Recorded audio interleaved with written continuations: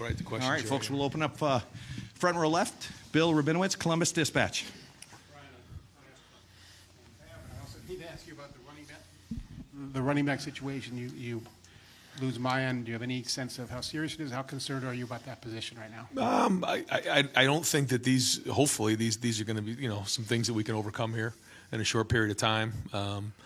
Great to see our depth show up. We'll have to see, but it didn't look like, based on what we saw here in the locker room, that it was going to be something that was going to be really long term. So we'll see how he feels overnight, and then hoping to get Trey back for next week. And then Kam, yeah. Where do we start with that? This is somebody who's overcome 4 ACL surgeries. So that's 9 months recovery times 4. So that's a long time to be in recovery, not being able to do something that you love. And when it happened the last time, there's just a lot of questions on whether he wanted to do it. And he didn't. He never batted an eye. He said, "This is what I want to do." He put his faith in God and felt like this was his journey.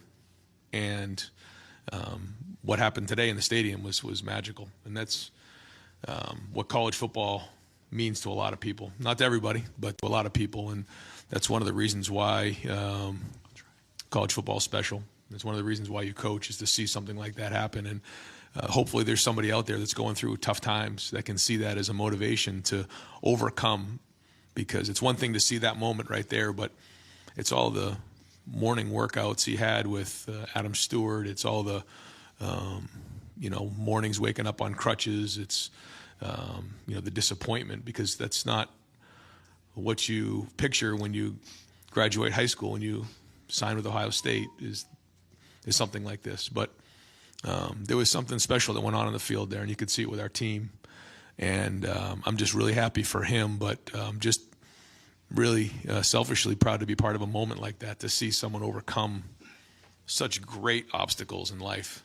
I just can't say enough about it, because there'll be great wins and there'll be great accomplishments here at Ohio State, but what he's overcome is one of the great accomplishments, and it's not something that people will see.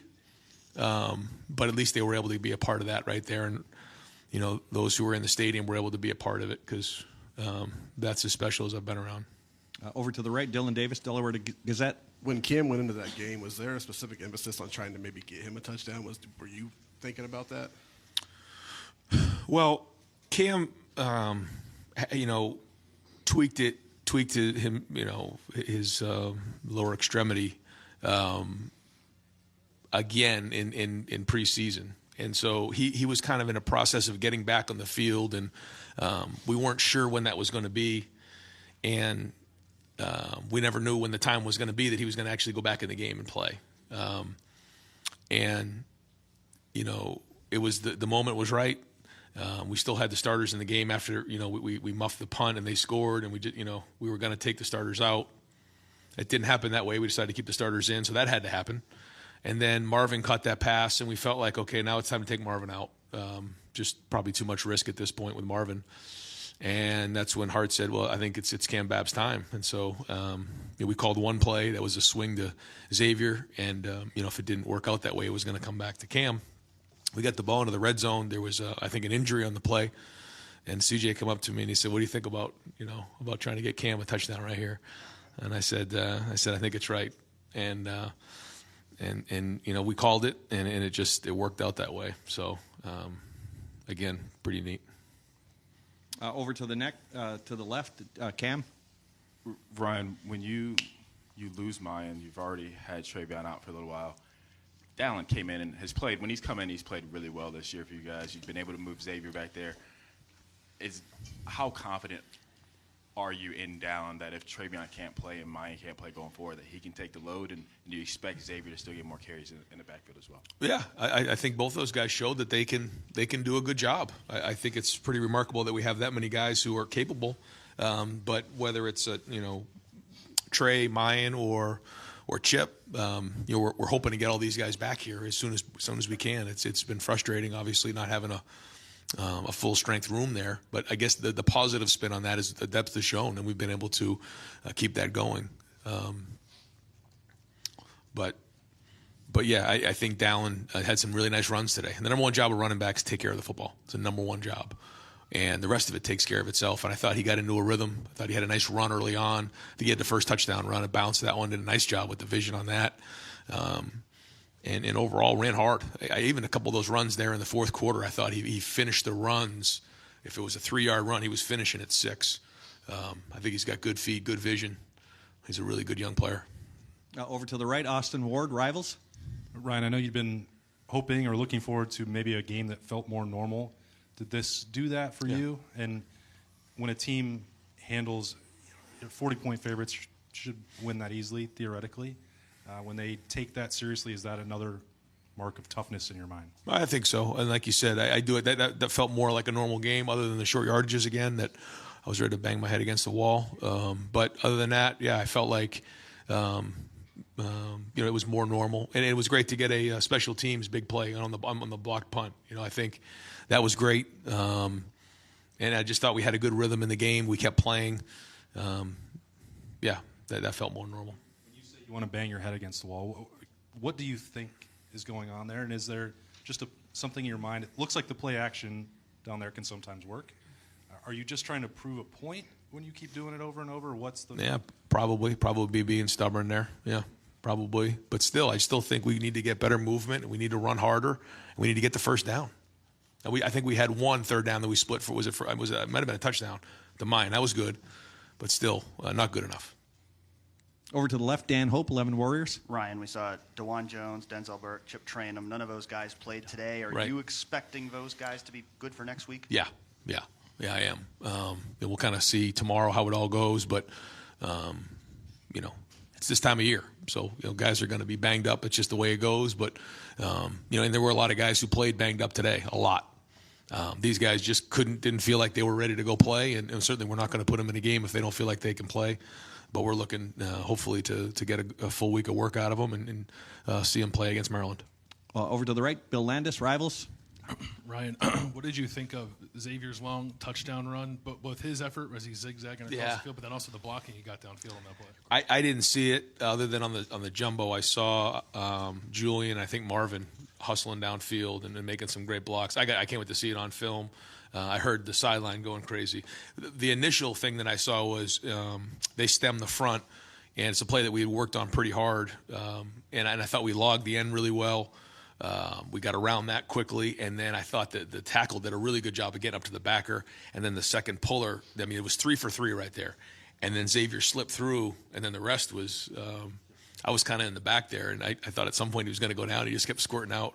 So a lot of great effort on the play. Great to see Xavier get a run like that. You can see what a weapon he is. He's made some big plays for us this year. So happy for him, and he's very unselfish.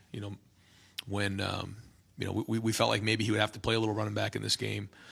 He spent a lot of time talking about protection, some of the run game, and because he's been such a good special teams player, he's got a lot of versatility, and you can see that in his game.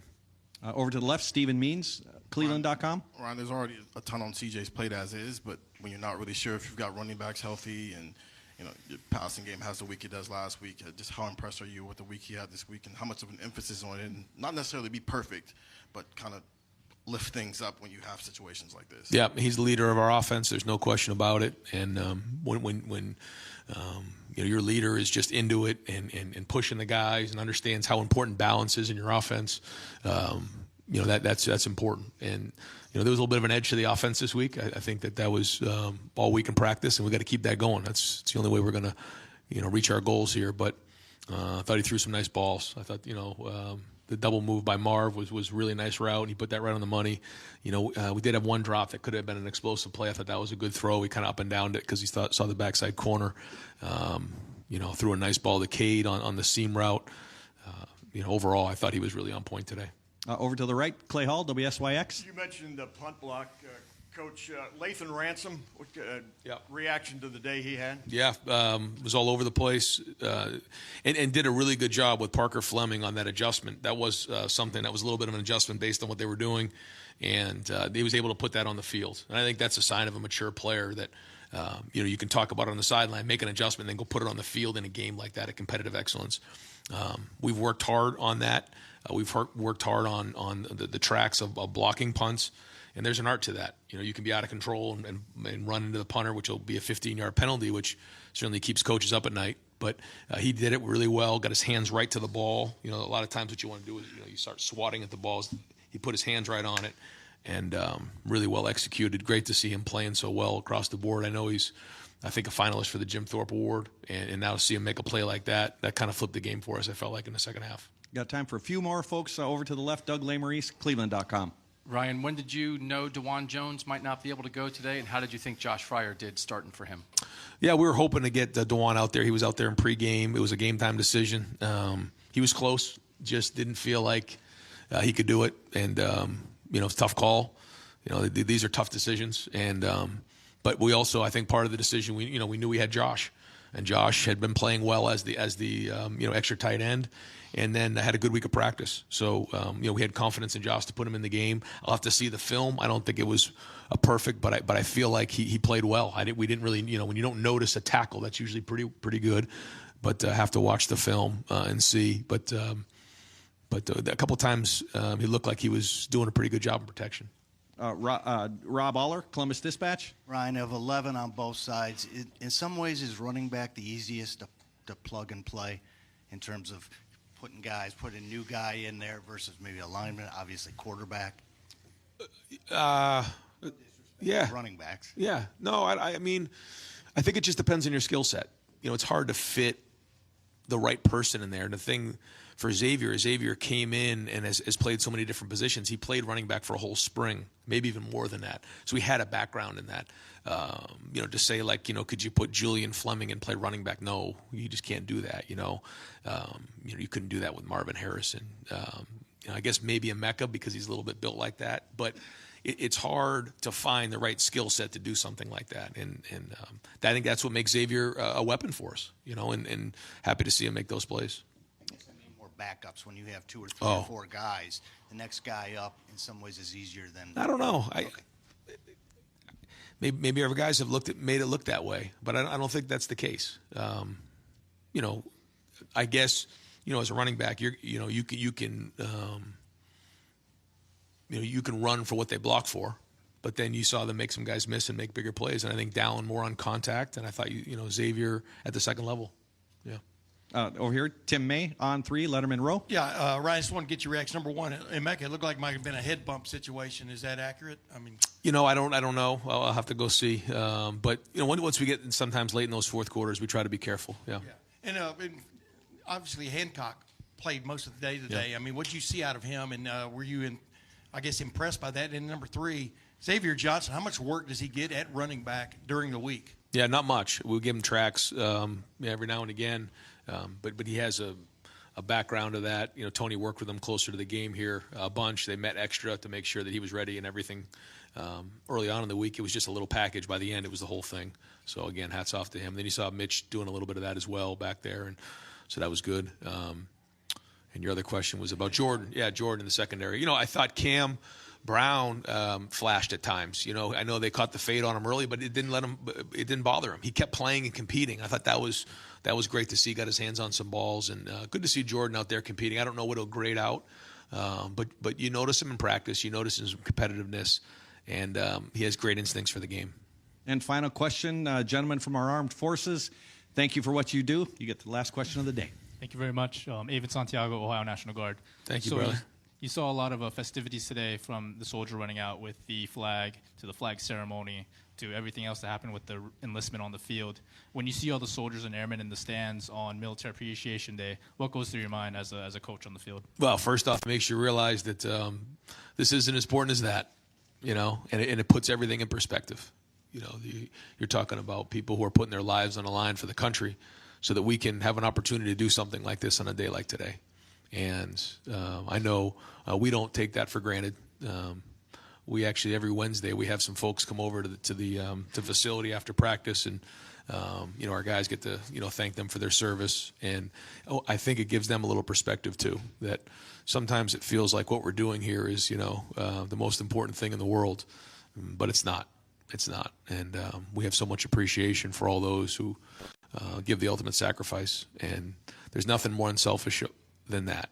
And when you're trying to build a great team, it's a great message and a great example of what it means to give to the greater good of somebody else is what our military does, and we have so much appreciation for what you all do. So thank you. Great. Thank you very much, Coach.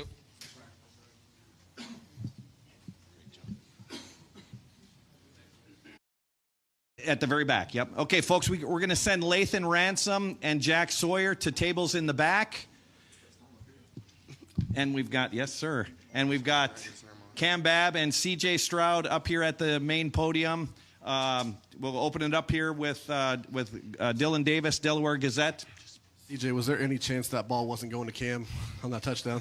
Yeah, first and foremost, I want to give all glory and praise my Lord and Savior, well, our Lord and Savior, Jesus Christ.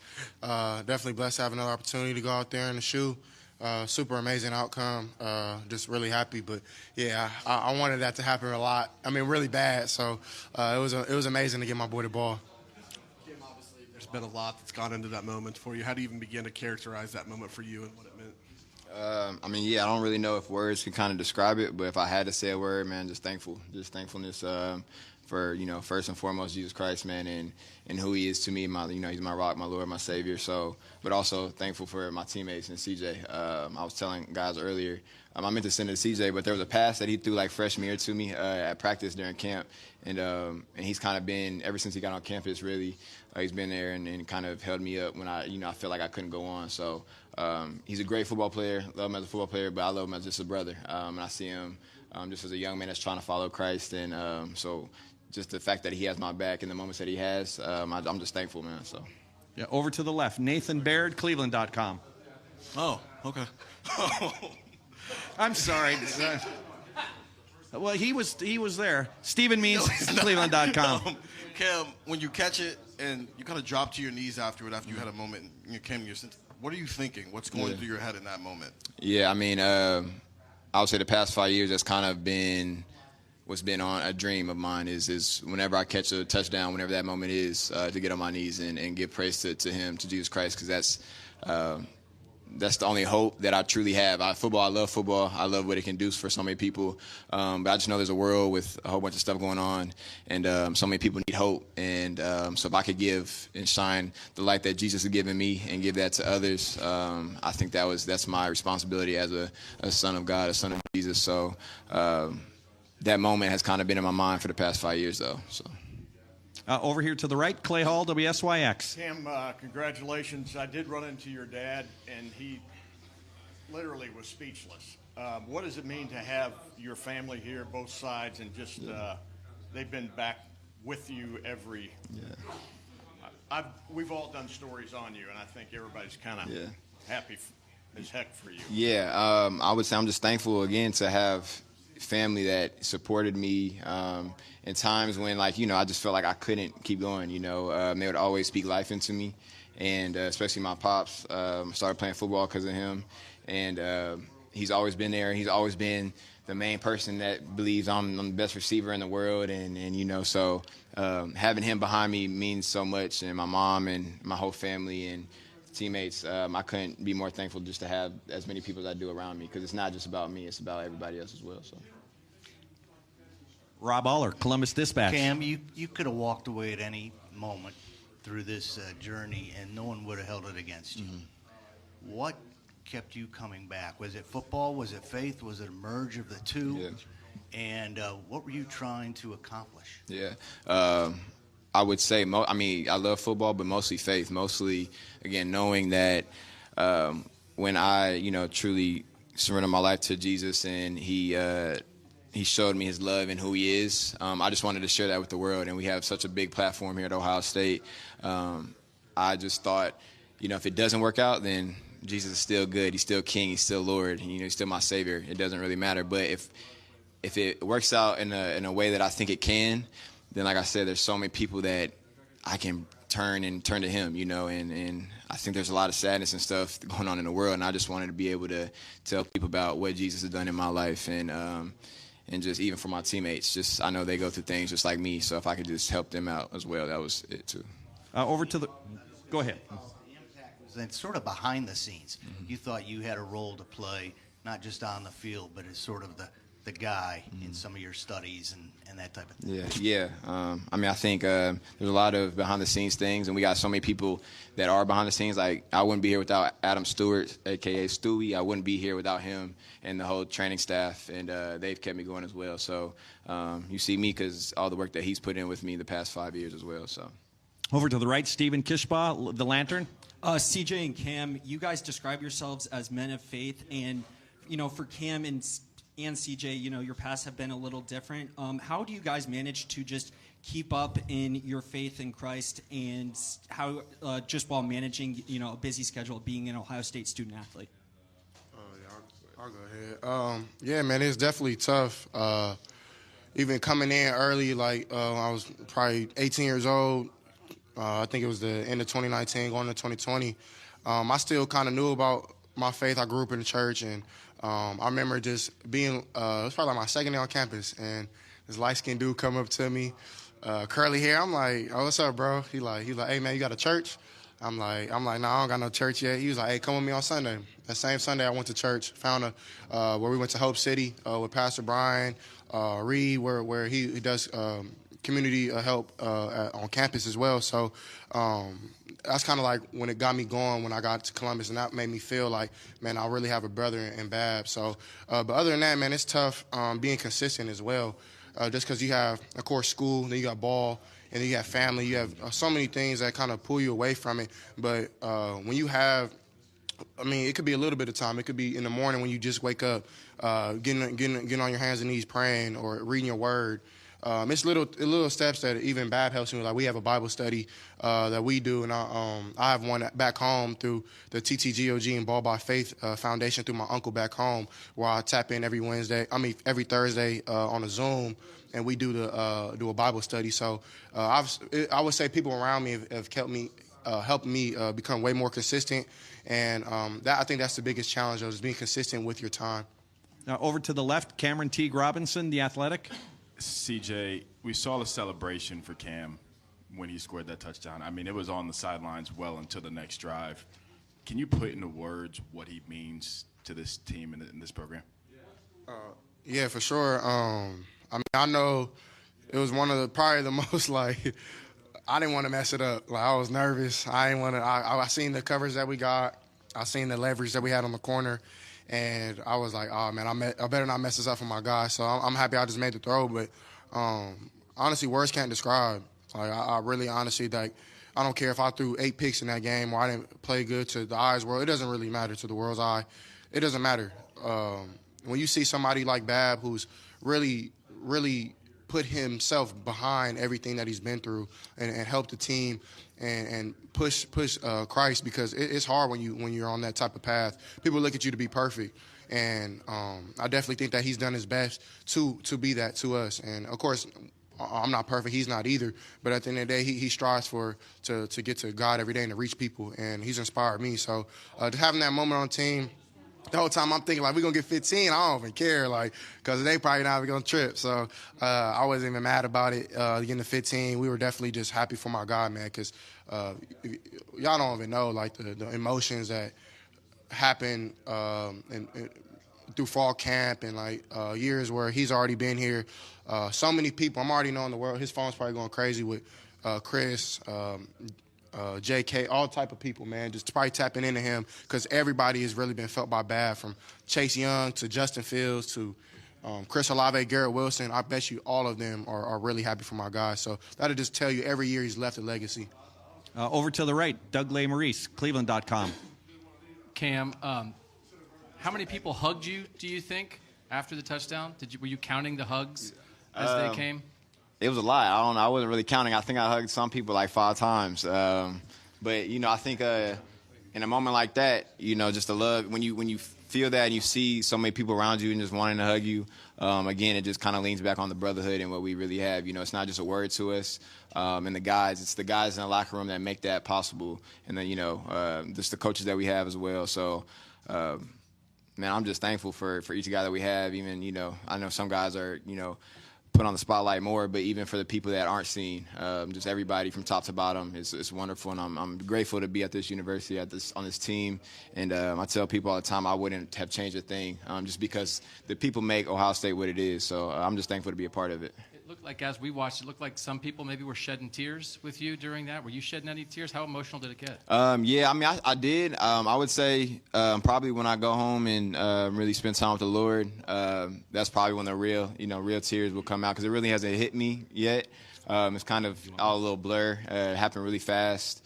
But I just know, man, with Jesus, anything is possible. And whether it didn't happen, whether it didn't work out, he's still worthy of praise. And I just experienced his love so much, and I just truly want to share that with so many different people in the world that are, young, old, whatever it may be, in a different country, whatever it may be, because Jesus deserves it, So I'm just thankful, though. We're going to go just a couple more for these gentlemen. Dan Hope, 11 Warriors.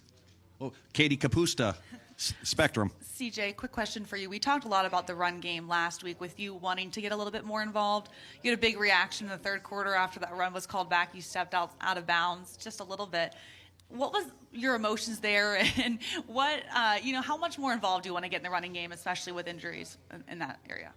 Yeah, I mean, I was a little mad at myself for doing that. Felt like I made a good move by trying to pump the ball, trying to get I think Will Backer, who it was, number 44, trying to just make a miss. I thought I did that. I tried to tightrope the sideline.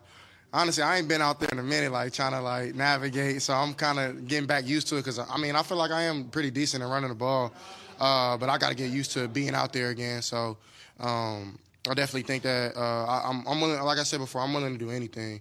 I told him before the game, I'm willing to die for this team, because it's so special.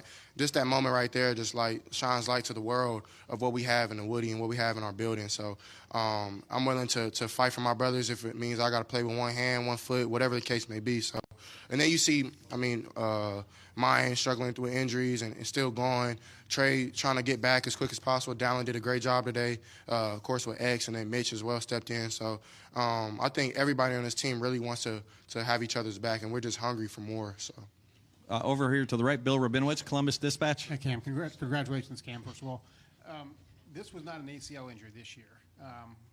What was it? How it was, in some ways, was that even harder? Because it seemed like it was more of a week-to-week thing instead of a long-term thing. Mm-hmm. How hard was getting back from whatever this was? Yeah, it was so fall camp just did a little, you have surgeries, you got some things moving around and crackling and stuff, so it wasn't nothing crazy. I never had to have surgery, so I haven't had surgery since last year or this past spring, whenever it was. But, just when you don't play football for a while and you try to get back out there, go full speed, you just have some body soreness and stuff like that. So, and just confidence-wise, too, I just wanted to make sure, and Coach Day and Coach Hart, Stu, the whole training staff, they just wanted to make sure before you go out there, we want to make sure that you can put your foot on the ground without having to think too much. And so I'm just grateful for them for, not just, taking care of my health and just making sure that I'm straight before they put me out there. So, yeah. In the season, were you afraid that time was going to run out on you?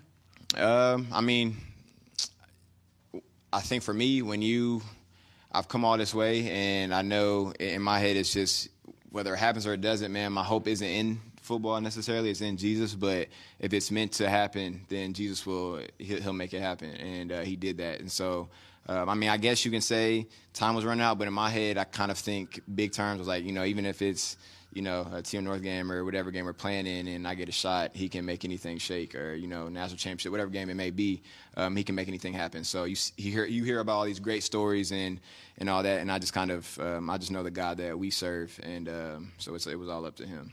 And final two questions. We're going to go Dan Hope, 11 Warriors, and then Jeremy Birmingham, Rivals. Cam, you've obviously been working for this one moment for so long, so now that you've had this moment, what's next? How do you build on this? Yeah.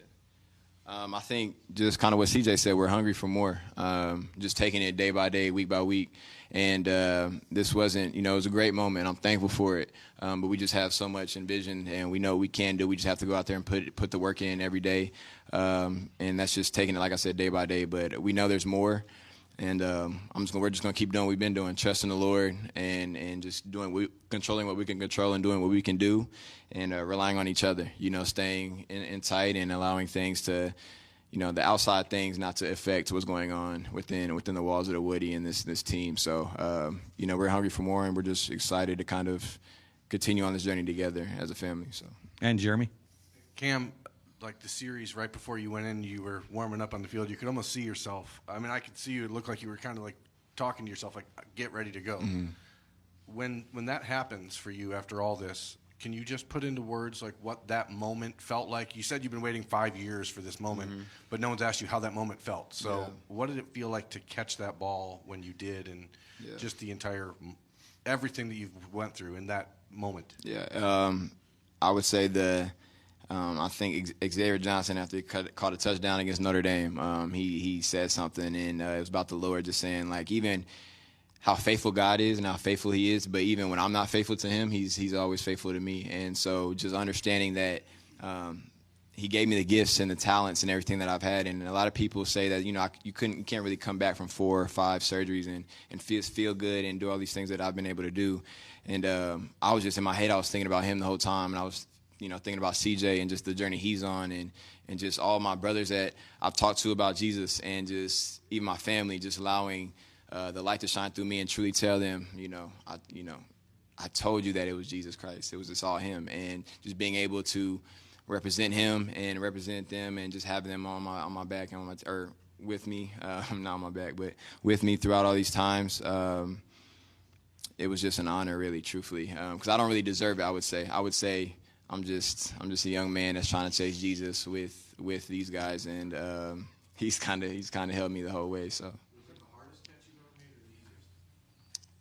Truthfully, I don't even really, like, sometimes, you just kind of stick your hands out there, and like, I don't really remember it in a sense. I don't know if that sometimes you may make a throw and it's kind of, it's normal. Like, we've done it so many times. Like, I've ran that route with CJ and even with Stu, rehabbing so many times, and so it kind of just was all kind of a blur in a sense. A good blur, though, Stu might give him a little challenge. I ain't gonna lie. Stu might give him a little challenge, but he's a great quarterback, though. And I would say, man, just the leader he is, I wouldn't want to have anybody as our leader. And again, he rallies his team together, and just who he is as a person. I'm just honored to be his brother and be alongside of him. So we're thankful to have him as a quarterback, but most importantly as a brother and a person. So. Great. Cam, CJ, thank you very much. Thank you. God bless. You got after the quarterback there. You finally were able to get home. What was that like? It feels good to finally, be able to get home. A couple of times when I think as a unit we've all been so close a lot this year, and we have so many pressures, and we still have a decent amount of sacks, but being able to get home, a couple of times today definitely felt good. Was it nice seeing JT, seeing Zach get there, and now finally get home? I'm sure he just asked you that, but to finally see yourself do that, what does that mean for you, conference-wise, and where can you go from here? Yeah, I just knew I had to keep working. I knew it was coming. Just kept my head down, kept working. I've had a couple opportunities, last few games to get, 1 or 2 here or there, and, just missed. It's kind of just football sometimes, and I just couldn't, been trying not to let that affect me. And, it feels good to get home finally, though. That second one kind of really crunched the quarterback.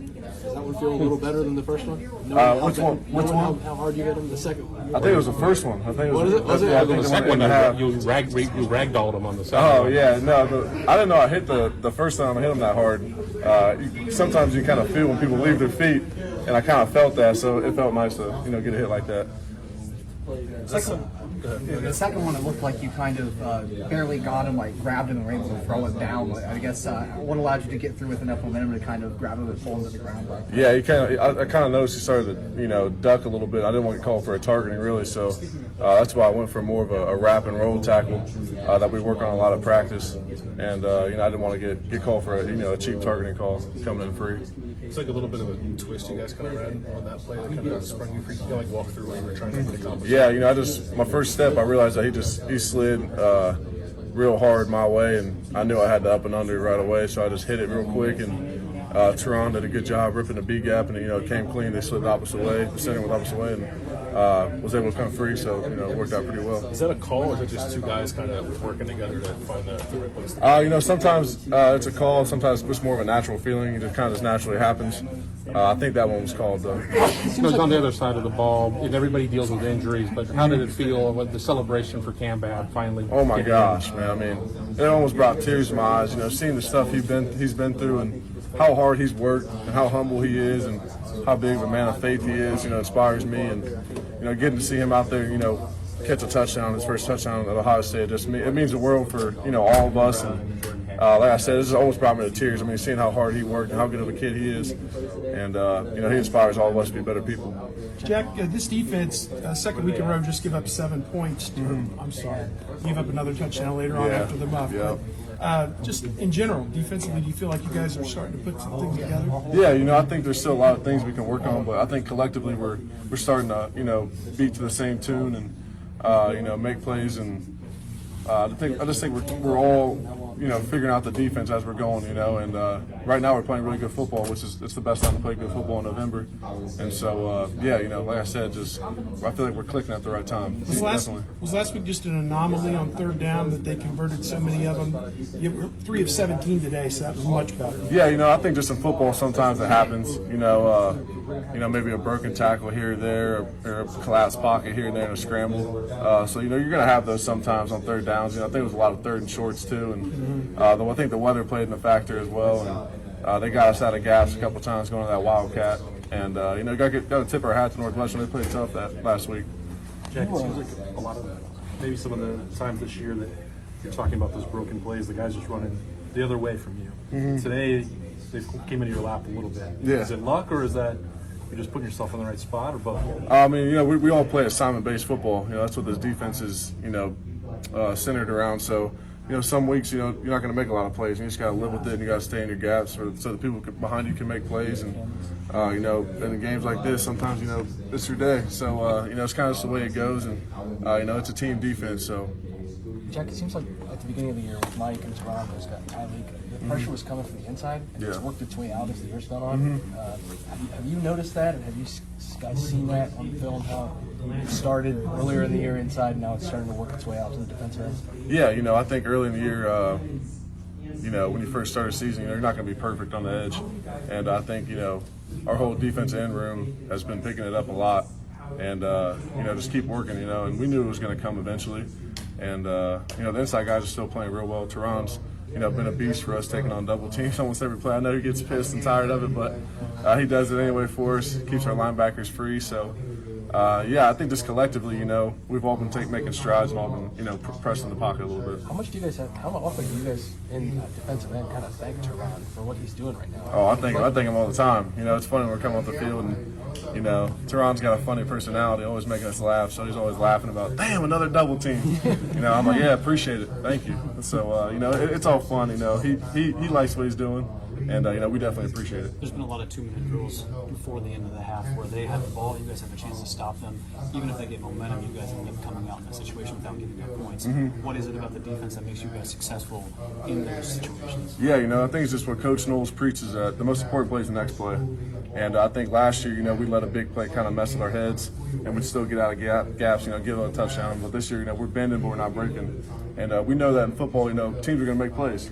It's Division I football. There's a lot of good players out there on a ton of different teams, so they're going to make plays every once in a while. We just got to regroup for the next play. When they're running hurry up like that, what is going through your head to slow down what's happening on the field and think about what the thing is that you have to do and the group has to do to get that stop? Yeah, I just really once we get the call, just lock into your assignment. As soon as we get the call and they're trying to go fast, most of the time when teams are going hurry up, they're not doing anything special. They're just trying to get us out of line, and then run a little run play. They'll usually not go for anything, they'll go for 10 if someone's out of their gap because they're going so fast. So it's all about just getting lined up and playing your assignment. You guys have talked about wanting shutouts. Yeah. Are you guys starting to realize how hard it actually is to shut out a team? I mean, Yeah. one score is one thing, two is another thing, but like to shut a team out is really difficult to do. Yeah, no, shutting a team out is super hard in football. You never know what can happen. A muff punt, a turnover on offense, something like that, flips the field real quick. They end up with 3 or 7. And so, we just, like I said, just bend, don't break. And, we know that the other teams are going to score sometimes, so we can't get too frustrated with that. I know you're awfully busy up front, but when a guy like Lathan Ransom is having as good a day as he is behind you, do you feel it? Oh, yeah, definitely. When you got a guy like Lathan, which I think he's been playing that well all year, kind of like we saw in fall camp, he just – Coach Knowles calls it pulling your trigger. He pulls his trigger, he flies up, and he doesn't hesitate. And when you got that behind you, it makes you feel better, makes you play a little more freely too. Last question. Anybody? Jack, were you on the field last week and playing with a guy that somehow avoided 4 different players who were going to sack him? Yeah, I was one of the guys who missed him. Yeah, I was going for a kill shot, and he cut a little bit, and I missed on full speed. But yeah, I was. How much does a play like that stick with you after it happens, and then did you feel like you're all able to kind of let out a little frustration with that today? Oh yeah, when that happens, we're all kind of beating ourselves up because we just let a free sack go. I know that's how I am. But like I said, you can't really focus on it. Once it's done, you go back to the bench, you gotta let it go, or else it's gonna stick with you for too long and affect the way you rush the rest of the game. So, it's tough sometimes when it happens, but quarterbacks are gonna make plays like that every once in a while. Yeah, I did. That was a special moment, man. You guys don't. Our whole team. It was so special moment for the whole team because we know how much work he puts in behind the doors. Behind closed doors, and he was just special for all of us, and I'm so happy for him. Did you get close in the celebration? It looked like it was a huge hug there. So. I was in there somewhere, I don't know, but I'm just happy, man. I'm so happy for him. Listen, Coach Day said that blocking a punt isn't hard. What does it mean to you to block that punt? What goes into that kind of play? Man, it's really give all love to Coach Fleming. He wrote that, dialed up that punt block mid-game, and ended up running. But yeah, we practice that every week. We practice trying to block the punt without hitting the punter and stuff like that. And man, I've been wanting to block a punt since I've been on punt block. So I'm just happy I finally got the chance to. How was that play different than the normal responsibility? It's just Coach Parker seen a flaw in their protection and put me in a certain area to just give me an opportunity to block it and just execute it. Lathan, that was just part of your good day. Do you feel like you're getting stronger every week? And if so, why? Because this is a time of year where guys are getting beat up and run down. Yeah, I didn't like the way I played personally last week, so I think this week I came with a different approach to the game. It was more focused, and I just appreciate my coaches for putting me in situations to make plays, and all thanks to them. You had 9 tackles last week. To plays that I didn't make that I should have made, and we got to I had to fix that and just working to get better every day because at this point that's what Coach E always stresses to us: how can we continue to get better? How can we continue to get better and improve? And we're all just trying to find ways to do that. Speaking of plays like that, a couple down the middle that went for big gains. What's the conversation like in the huddle to get to the next play and not focus on what had just happened? They were just miscommunications and plays that we beat ourselves on at the end of the day. So once we understand that we're the only ones that can beat ourselves, and when we get that fixed, those plays won't happen. Your team forced, I think, a season-high 3 and outs totals. Were you guys saying anything after you guys were forcing Indiana to just they'll run 3 plays and then put them back to your offense? We were just, at the end of the day, we trying to get a 3 and out every series. So we're not excited about 1 3 and out. We're trying to get one every time we step on the field. So when we get them, we cheat them, we're excited, and we can't wait to get back on the field. Is that where that competitive stamina maybe comes in that Ryan talks about so much? Just how do you see it maybe come into action when your defense is on the field, you lock in before the snap, and then the play unfolds? Yeah, we have such great leaders on defense that always keep us locked in, keep us focused, and keep us just all our eyes on the one job. And when we go out there, I think that our leadership just helps the defense just stay whole, and we're all one, and we go out there and be successful together. Cameron Brown and Jordan Hancock were back today. What do you see from them in their performance? They were competing. They're competing, making plays today, and it was exciting to have them both out there and competing and making plays. What do they add to this secondary? They add, first of all, we get depth because we didn't have Denzel today as well. We get depth to the secondary, and we have 3 corners that can. We have our whole secondary. JK is a baller too. All our corners, when we're healthy, man, we're there's something special. All of them. Does this feel like your best game of the season? Yes, but the game's over now, so now we're on to Maryland. Obviously, you guys offense scored a number of points, but last week you guys had to do some things with it. Does the confidence in this defense just keep growing each week with these performances? Yes, sir. I think it does, but I think that's what's so special about our defense is even with last week's performance and all the performance we had so far, we've all had places where we can improve, and we can continue to improve. We're going to have places to improve from this game, and I think that's what's so special about our defense. We're all looking at ways for all of us to get better.